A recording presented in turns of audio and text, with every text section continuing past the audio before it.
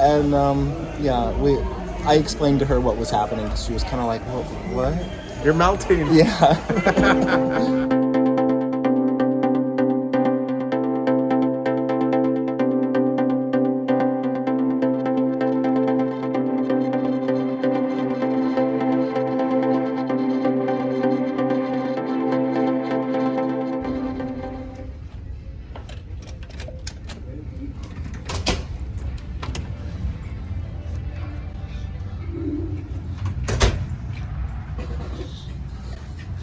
So Carlos, how do you like our inside room?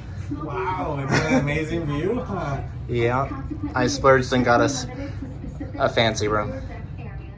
One benefit of getting on board so late was that our room was already ready when we got on board, but like most of the cruise lines are doing right now, they had us go through our muster station and do that part of the drill and everything first, which definitely streamlines the process. So by the time we dropped off our carry-ons in our room, we were ready to go just do our thing, and we decided it was time for some lunch and a couple of margaritas. Carlos had never sailed Carnival before, and one of their big staples is Guy's Burgers, so we went there for lunch, and Carlos really liked it. And then after lunch, we went up to Deck 10 to check out the Seattle cruise port and surrounding area, and the shoreline looked really pretty and way greener than what we're used to in El Paso. But yeah, before we knew it, it was the sail away party, so we went down to the enclosed pool deck. That's one thing that's pretty cool about the Carnival Splendor is the entire pool deck is enclosed, making it perfect for Alaska and Canada and other cruise itineraries where it's a little bit colder. And of course, for the sail away party, they did the usual line dances and stuff, and by some miracle, Carlos actually went out there to dance, which surprised me, so I of course had to document that. Maybe it was the liquid courage, but whatever the case, he was definitely into it, which is a big deal for him.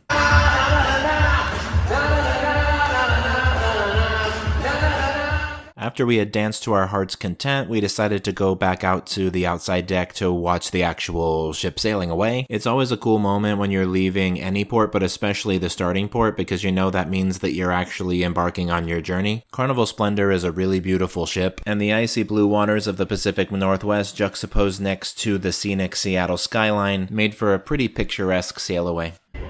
So we're about to get spa treatments. We're gonna get a massage. How do you feel, Carlos? You feel tense and do you need a massage? Yeah.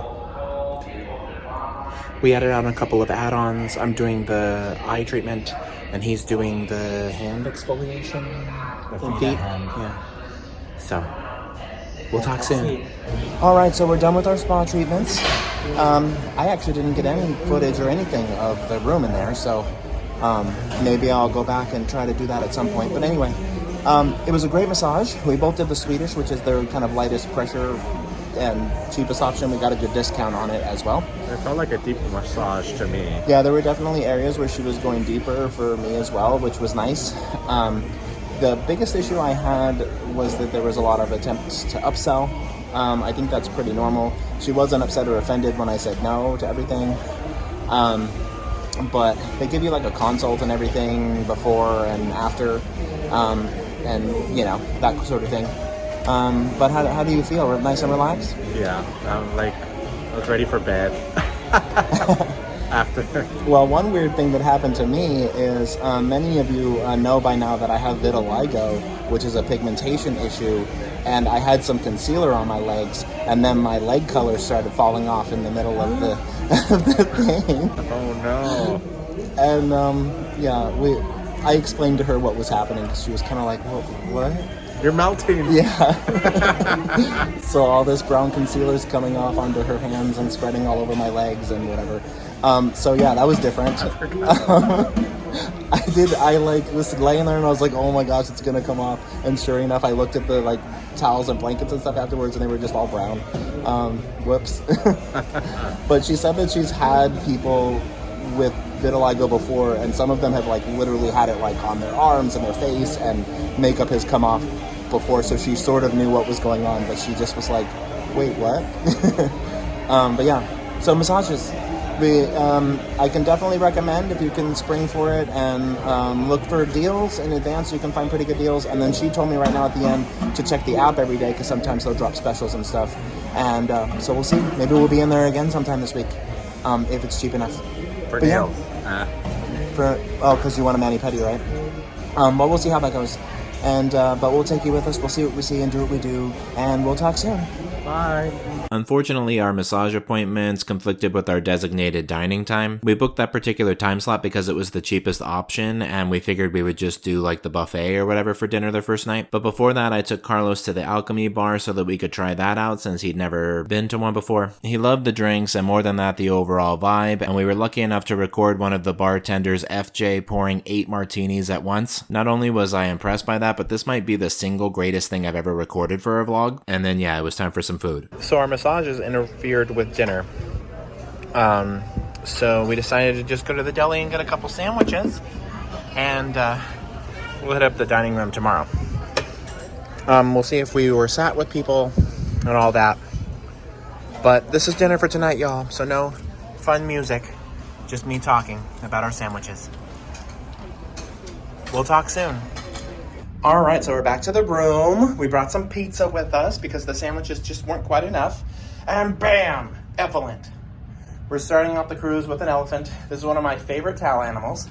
So we just got to find a home for them. I think we're going to line them up on the back of this couch, because we're going to have 7 of them by the end of the thing. Yeah. So that should be enough space. But what should we name the elephant? Comment down below. Dumbo. All right, it's already been named. So everybody say hi to Dumbo. We'll talk soon. Okay, but like, look at this view. Right outside our window.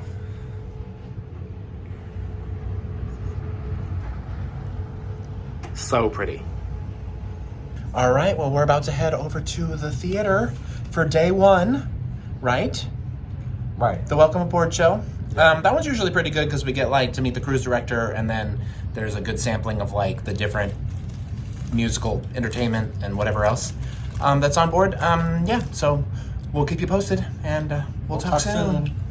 So Andy, the cruise director, who we'd actually met at the sail away party, kind of pumped everybody up. He actually ended up being a very funny guy, so it was really easy to sit and listen to him talk. But then at one point he brought a volunteer up to the stage to do this activity where he would tell kind of a story, and the volunteer had to be behind him pretending to be his arms. And I know it sounds kind of weird, but it was pretty hilarious. We also might see some bears. Beautiful. Now on the ship there's lots of different things you can do. There's lots of different amenities to go and enjoy, right? One of the things you can do is go to the gym. Now, I love going to the gym at least once a year.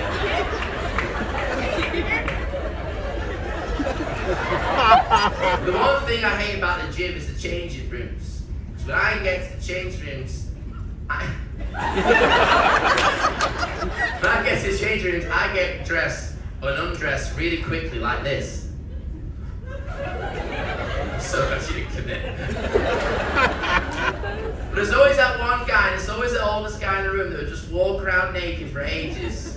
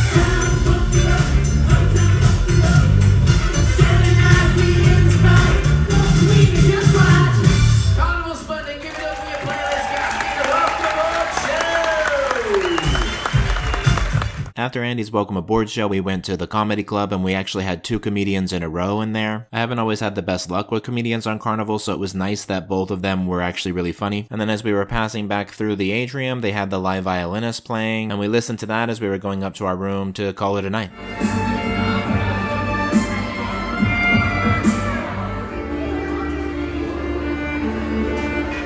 All right, friends, that's a wrap. We have made it back to the bed and, all that jazz. Pretty good day overall, I would say. What did you think, Carlos? It was a good day. Time for bed. He's all tired. He's pooped. But yeah, we did both comedy shows, which was interesting. And I thought the lady was a little bit funnier than the guy, but they were both funny. And then, what did we do before that? Oh, the theater show. Carlos said that was a little meh, didn't you? I mean, it was good. I mean, it wasn't bad. Yeah, it's their usual intro show. I've seen it a few times on different ships. Vocalists were good. They, some of them can definitely sing. And the cruise director's hilarious. Mm-hmm. Andy. We got a friend in him or something. What is it that he says? You got a friend in me. You got a friend in me. Which sounds a little bit sexual, but, whatever. To each their own. He's flamboyantly straight, so that's nice. Very confusing. But we like him. He's very funny. He seems approachable. I've seen him around quite a bit today already, which isn't always the case with cruise directors. So, yeah. Shout out to you, Mr. Andy, if you're watching. And we'll probably formally meet him at some point. But, yeah. We're done for the day. It's about, 11:30-ish? Yeah. We're going to get up and have some brunch tomorrow. I'm pretty sure we have C-Day brunch. And we're going to try to get out of here probably before 10 so that we can, actually get the day started relatively early. I know most of you are saying that's not early. That's early for me. But anyway, I want to thank you all for watching. Be sure to like, comment, share, subscribe, all those fun things. We'll talk soon, and y'all have a good night.